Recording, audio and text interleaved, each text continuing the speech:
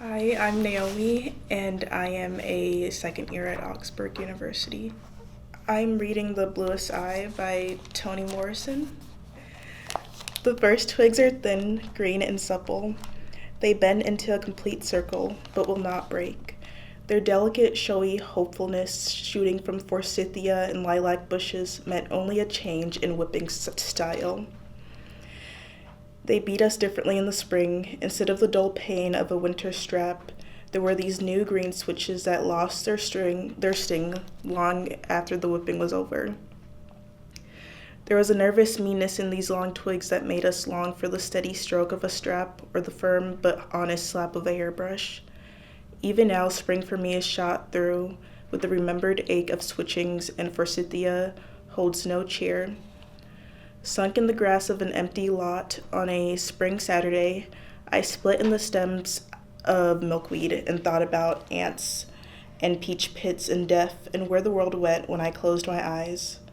I must have lain long in the grass, for the shadow that was in front of me when I left the house had disappeared when I went back. I entered the house as the house was bursting with an uneasy quiet. Then I heard my mother singing something about trains in Arkansas. She came in the back door with some folded yellow curtains, which she piled on the kitchen table. I sat down on the floor to listen to the song's story and noticed how strangely she was behaving.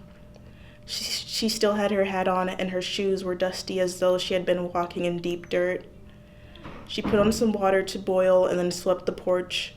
Then she hauled out the curtain stretcher, but instead of putting the damp curtains on it, she swept the porch again, all the time singing about trains in Arkansas. When she finished, I went to look for Frida. I found her upstairs lying on our bed, crying the tired, whimpering cry that follows the first wailings, mostly gasps and shudderings. I lay on the bed and looked at the tiny bunches of wild roses sprinkled over her dress. Many washings had faded their color and dimmed their outlines. "What happened, Frida?" She lifted a swollen face from the crook of her arm. Shuddering still, she sat up, letting her thin legs dangle across the bedside. I knelt on the bed and picked up the hem of my dress to wipe her running nose. She never liked wiping noses on clothes, but this time she let me. It was the way Mama did with her apron. "Did you get a whipping?" She shook her head no. "Then why are you crying?" Because what? Mr. Henry." "What'd he do?" "Daddy beat him up." "What for?" The Maginot Line. Did he find out about the Maginot Line?" "No." "Well, what then? Come on, Frida, how come I can't know?" "He picked at me." "Picked at you? You mean like Soaphead Church?" "Sort of." "He showed his privates at you." "No, he touched me." "Where?" "Here and here." She pointed to the tiny breast that, like two fallen acorns, scattered a few faded rose leaves on her dress. "Really? How did it feel?" "Oh, Claudia," she sounded put out. "I wasn't asking the right questions." "It didn't feel like anything." "But wasn't it supposed to? Feel good, I mean?" Frida sucked her teeth. "What'd he do, just walk up and pinch them?" She sighed. "First he said how pretty I was. Then he grabbed my arm and touched me." "Where was Mama and Daddy?" "Over at the garden weedin'." "What'd you say when he did it?" "Nothing. I just ran out the kitchen and went to the garden. Mama said we was never to cross the tracks by ourselves." "Well, what would you do? Sit there and let him pinch you?" I look at my chest. I don't have nothing to pinch. I'm never going to have nothing. "Oh, Claudia, you're jealous of everything. You want him to?" "No, I just get tired of having everything last." "You do not. What about scarlet fever? You had that first." "Yes, but it didn't last. Anyways, what happened at the garden?" "I told Mama and she told Daddy, and we all come home and he was gone, so we waited for him. When Daddy saw him up on the porch, he threw our old tricycle at his head and knocked him off the porch." "Did he die?" "Nah, he got up and started singing, 'Nearer my God to thee.' Then Mama hit him with a broom and told him to keep the Lord's name out of his mouth, but he wouldn't stop, and Daddy was cussing, and everybody was screaming." "Oh shoot, I always miss stuff." And Mr. Buford came running out with his gun. And Mama told him to go somewhere and sit down, and Daddy said no, give him the gun. And Mr. Beeford did. And Mama screamed and Mr. Henry shut up and started running, and Daddy shot at him. Mr. Henry jumped out of his shoes and kept on running in his socks. Then Rosemary came out and said that Daddy was going to jail, and I hit her. Real hard? Real hard. Is that when Mama whipped you? She didn't whip me, I told you. Then why are you crying? Miss Dunn came in after everybody was quiet, and Mama and Daddy was fussing about who let Mr. Henry in anyway. She said that Mama should take me to the doctor because I might be ruined, and Mama started screaming all over again. At you? No, at Miss Dunyan. But why were you crying? I don't want to be ruined. What's ruined? You know, like the Maginot line, she's ruined. Mama said so. The tears came back. An image of Frida, big and fat, came to mind. Her thin legs swollen, her face surrounded by layers of rouged skin. I too began to feel tears. But Frida, you could exercise and not eat. She shrugged. Besides, what about China and Poland? They're ruined, aren't they? And they ain't fat. That's because they drink whiskey, Mama says. Whiskey ate them up. You could drink whiskey. Where would I get whiskey? We thought about this. Nobody would sell it to us. We had no money anyway. There was never any in our house. Who would have some? Piccola, I said. Her father's always drunk. She can get us some. You think so? Sure. Charlie's always drunk. Let's go ask her. We don't have to tell her what for. Now. Sure now. What will we tell Mama? Nothing. Let's just go out to the back. One at a time so she won't notice.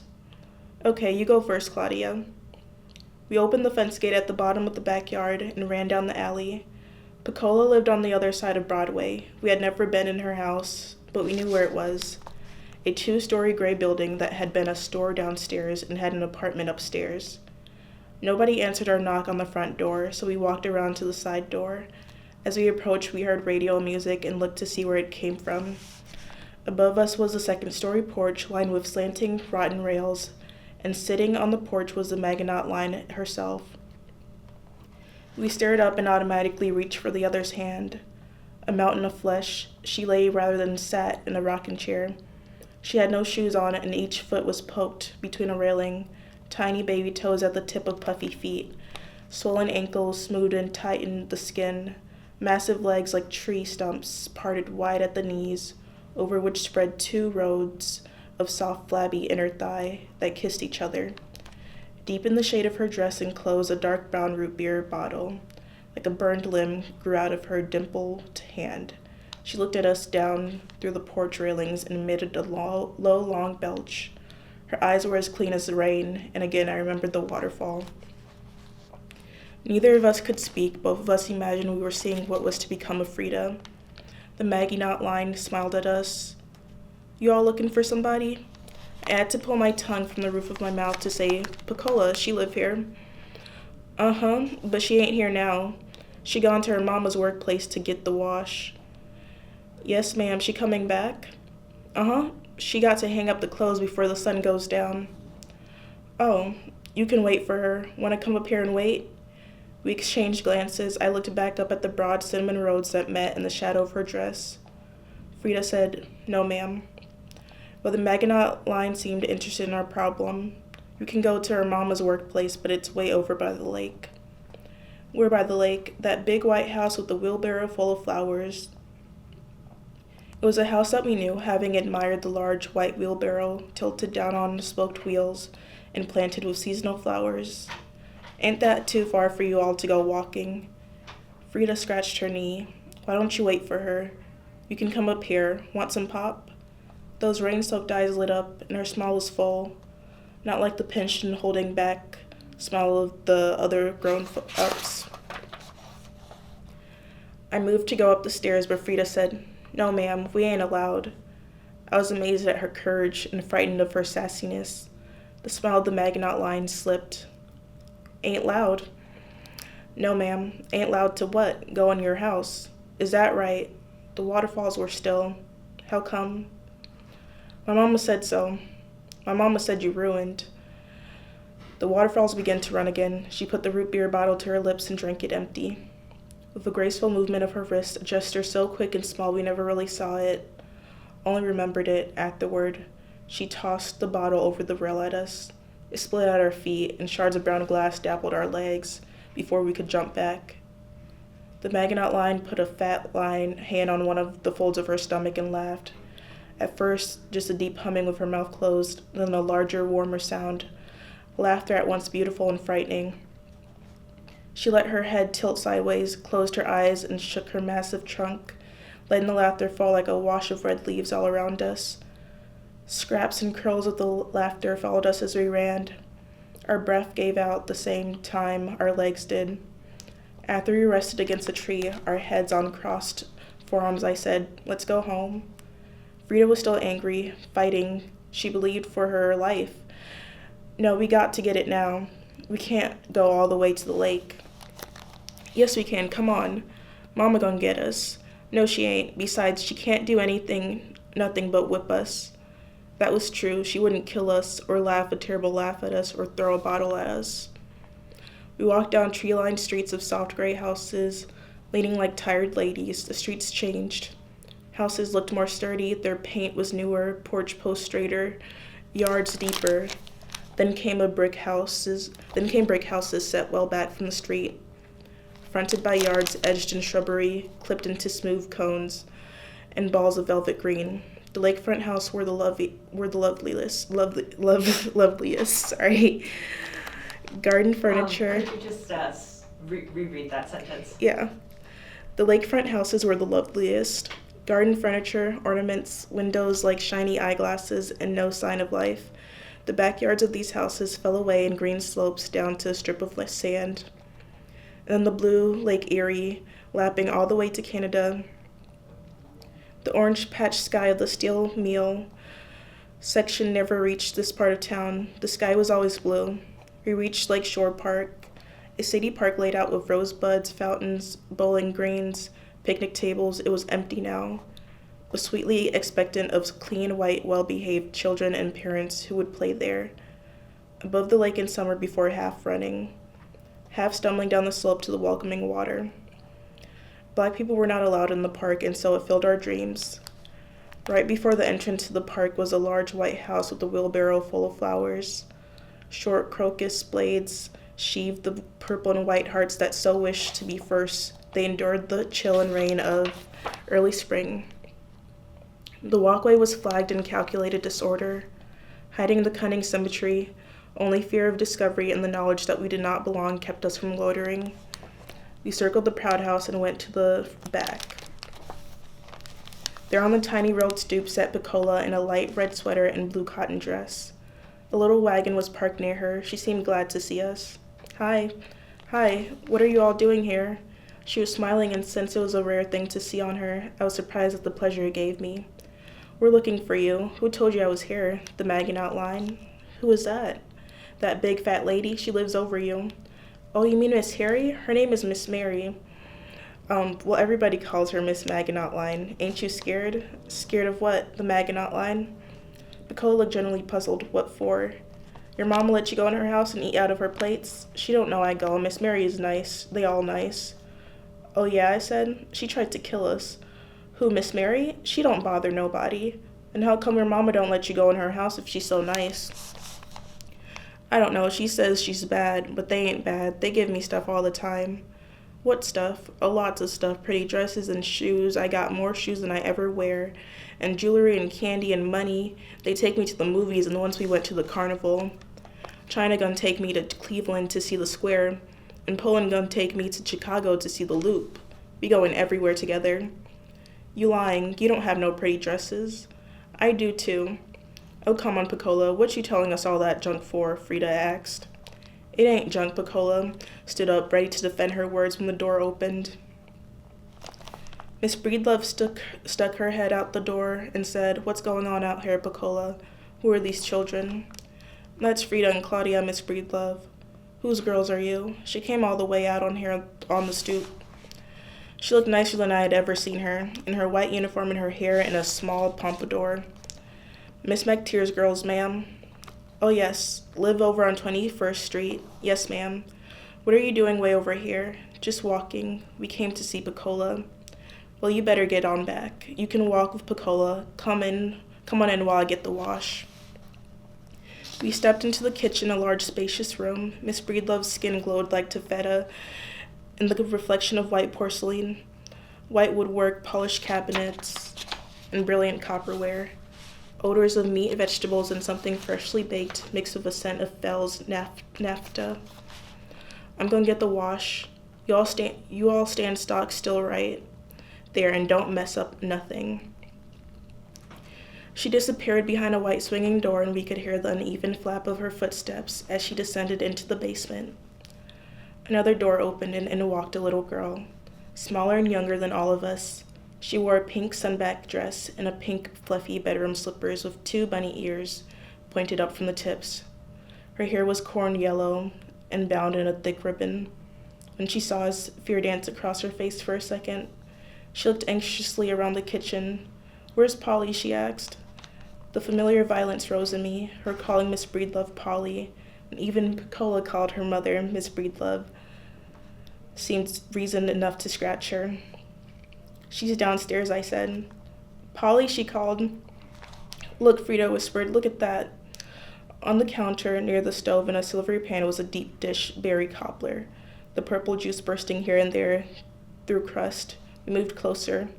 "It's still hot," Frida said. Piccola stretched her hand to touch the pan lightly to see if it was hot. "Polly, come here," the little girl called again.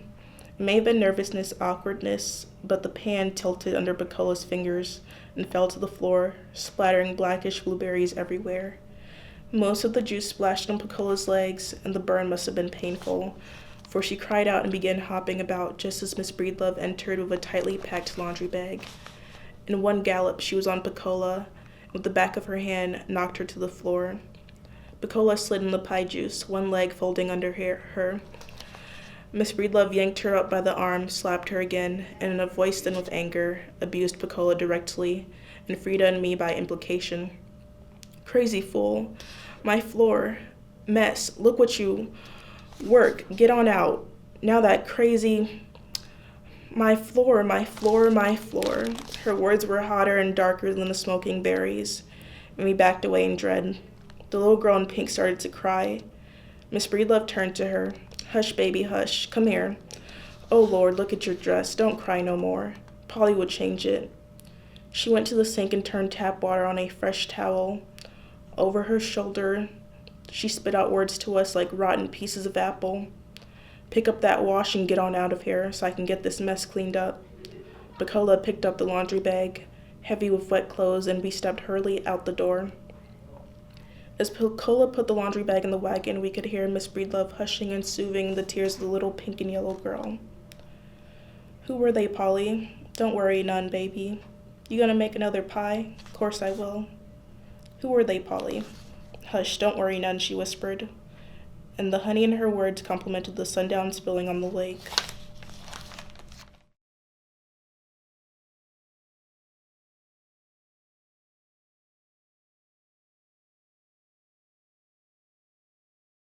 My name is Anna, and I'm a 4th-year student here at Augsburg. Yeah, I think knowledge is really powerful, and when you take that away from people, you're taking away some of their agency and their knowledge.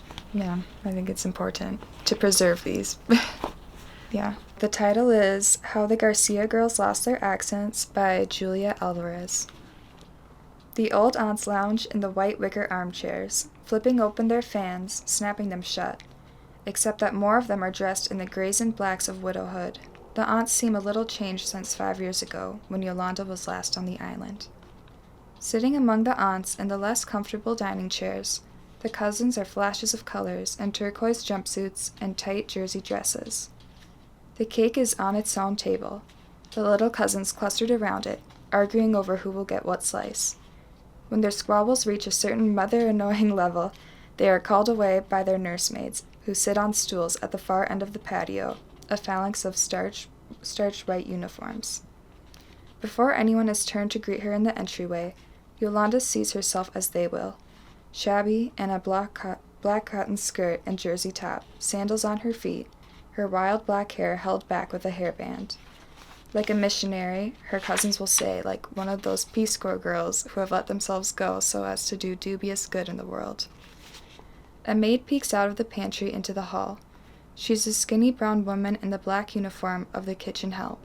Her head is covered with tiny braids coiled into rounds and pinned down with bobby pins. Doña Carmen, she calls to Yolanda's hostess aunt. There are no matches. Who still went to Doña Lucinda's house to get some? Por Dios, Iluminada, Tia Carmen scolds. You've had all day. The maid stares down at the interlaced hands she holds before her, a gesture that Yolanda remembers seeing illustrated in a book for Renaissance actors. These clasped hands were on a page of classic gestures. The gesture of pleading, the caption had read. Held it against the breast next to the heart, the same interlaced hands were those of a lover who pleadeth for mercy from his beloved. The gathering spots Yolanda. Her cousin Lucinda leads a song of greeting with an off-key chorus of little cousins. Here she comes, Miss America, Yolanda clasps her brow and groans melodramatically as expected. The chorus labors through the first phase and then rushes forwards with hugs, kisses from a couple of boys, fake karate kicks. You look terrible, Lucinda says. Too thin and the hair needs a cut. Nothing personal. She is the cousin who has never minced her words. In her designer pantsuit and frosted, blown-out hair, Lucinda looks like a Dominican magazine model, a look that has always made Yolanda think of call girls. Light the candles, the little cousins say, taking up a chant. Tia Carmen lifts her open hands to heaven, a gesture she no doubt picked up from one of her priest friends. The girl forgot the matches. The help, every day worse, Tia Flor confides to Yolanda, flashing her famous smile. The cousins refer to their Tia Flor as the politician. She is capable of that smile no matter the circumstances. Once the story goes, during who knows which revolution, a radical young uncle and his wife showed up at Tia Flor's in the middle of the night wanting asylum. Tia Flor greeted them at the door with a smile and, "How delightful of you to stop by." "Let me tell you about the latest at my house," Tia Flor goes on. "The chauffeur was driving me to my novena yesterday. Suddenly, the car jerks forward and dies right there on the street. I'm alarmed, you know, the way things are. A big car stalled in the middle of the university barrio. I say, Cesar, what can it be?" He scratches his head. "I don't know, Doña Flor. A nice man stops to help, checks it all, and says, 'Why, señora, you're out of gas.' Out of gas, can you imagine?" Tia Flor shakes her head at Yolanda, a chauffeur who can't keep car and gasoline. "Welcome home to your little island." Grinning, she flips open her fan. Beautiful wild birds unfold their silver wings. At a proprietary yank from one of the little cousins, Yolanda lets herself to be led to the cake table, festive with a lacy white tablecloth and starched party napkins. She dumb shows surprise at the cake in the shape of the island. "Mommy thought of it," Lucinda's little girl explains, beaming. "We're going to light candles all over." Another little cousin adds. Her face has a ghostly resemblance to one of Yolanda's generation. This one has to be Carmencita's daughter. "Not all over," an older brother says, correcting her. "The candles are just for the big cities." "All over," Carmencita's reincarnation insists. "Right, Mommy? All over." She addresses a woman whose aging face is less familiar to Yolanda than the child's smile. "Carmencita," Yolanda cries out. "I wasn't recognizing you before."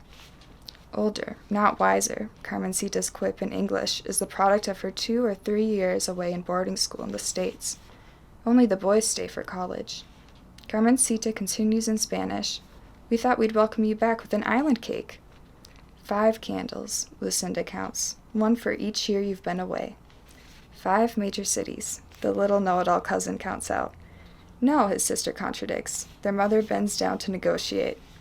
Yolanda and her cousins and aunts sit down to await the matches. The late sun sifts through the bougainvillea, trained to climb the walls of the patio, to thread across the trellis roof, to pour down magenta and purple blossoms. Tia Carmen's patio is a gathering place for the compound.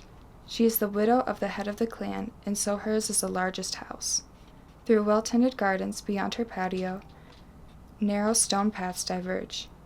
After cake and cafecitos, the cousins will disperse down these paths to their several compound houses. There, they will supervise their cooks in preparing supper for the husbands, who will troop home after happy hour. Once a male cousin bragged that this pre-dinner hour should be called whore hour. He was not reluctant to explain to Yolanda that this is the hour during which a Dominican male of a certain class stops in on his mistress on his way home to his wife. 5 years, Tia Carmen says, sighing. We're going to have to really spoil her this time. Tia cocks her head to imply collaboration with the other aunts and cousins, so she doesn't stay away so long again. It's not good, Tia Flor says. You 4 girls get lost up there. Smiling, she indicates the sky with her chin. So how are you 4 girls? Lucinda asks, a wink in her eyes. Back in their adolescent days during summer visits, the 4 girls used to shock their island cousins with stories of their escapades into the States. In halting Spanish, Yolanda reports on her sisters. When she reverts to English, she is scolded. En español. The more she practices, the sooner she'll be back into her native tongue, the aunt insists. Yes, and when she returns to the States, she'll find herself suddenly going blank over some word in English, or, like her mother, mixing up some common phrase. This time, however, Yolanda is not so sure she'll be going back, but that is a secret. Tell us now exactly what you want to do while you're here, says Gabriela, the beautiful young wife of Mundine, the prince of the family. With the pale skin and dramatic dark eyes of a romantic heroine, Gabriela's face reminds Yolanda of the lover's clutch of hands over the breast. But Gabriela herself is refreshingly straightforward. If you don't have plans, believe me, you'll end up with a lot of invitations you can't turn down. Any little antojo, you must tell us, Tia Carmen agrees. What's an antojo? Yolanda asks. See? Her aunts are right. After so many years away, she is losing her Spanish. Actually, it's not an easy word to explain. Tia Carmen exchanges a quizzical look with other aunts. How to put it? An antojo is like a craving for something you have to eat. Gabriela blows out her cheeks. Calories. An antojo, one of the older aunts continues, is a very old Spanish word, from before your United States was even thought of, she adds tartly. In fact, in the countryside, you'll still find some campesinos using the word in the old sense. Altagracia, she calls to one of the maids sitting at the other end of the patio. A tiny old woman, her hair pulled back tightly in a white bun, approaches the group of women. She is asked to tell Yolanda what an antojo is. She puts her brown hands away in her uniform pockets. Ute que sabe, Altagracia says in a small voice. You're the one to know. Come now, Altagracia, her mistress scolds. The maid obeys. In my campo, we say a person has an antojo when they are taken over by un santo who wants something. Altagracia backs away, and when not recalled, turns and heads back to her stool. I'll tell you what my santo wants after 5 years, Yolanda says. I can't wait to eat some guavas. Maybe I can pick some up when I go north in a few days.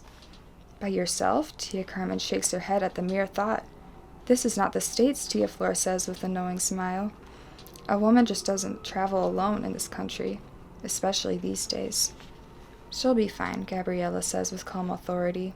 Mundine will be gone if you want to borrow one of our cars. Gabby, Lucinda rolls her eyes. Have you lost your mind? A Volvo in the interior with the way things are? Gabriela holds up her hands. All right. There's also the Datsun. I don't want to put anyone out, Yolanda says. She has sat back quietly, hoping that she has learned, at last, to let the mighty wave of tradition roll on through her life and break on some other female shore. She plans to bob up again after many don'ts to do what she wants. From the corner of her eyes, she sees Illuminata enter with a box of matches on a small silver tray. I'll take a bus. A bus? The whole group bursts out laughing. The little cousins come forward to join the laughter, eager to be part of the adult merriment. Yolanda, mi amor, you have been gone long, Lucinda teases. Can't you see it? She laughs. Yo-Yo climbing into an old camioneta with all the campesinos and their fighting cocks and their goats and their pigs. Giggles and head shakings. I can take care of myself, Yolanda reassures them.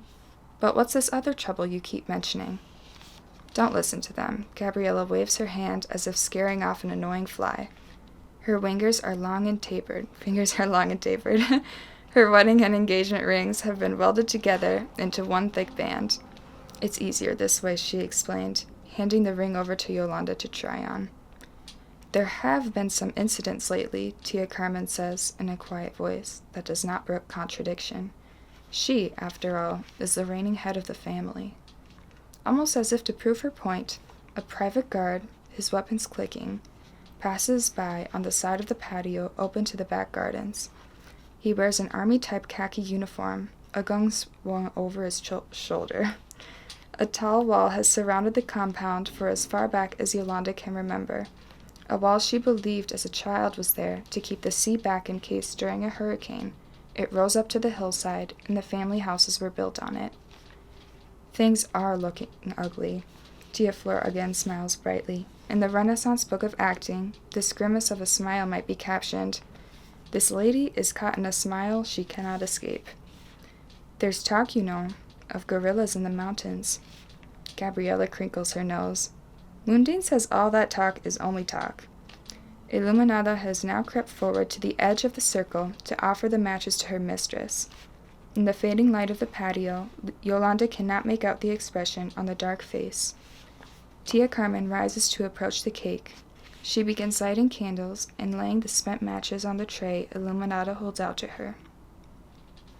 One light for Santo Domingo, one for Santiago, one for Puerto Plata. The children pleaded to be allowed to light the remaining cities, but no, Tia Carmen tells them. They may blow out the candles and, of course, eat the cake. Lighting is grown-up business.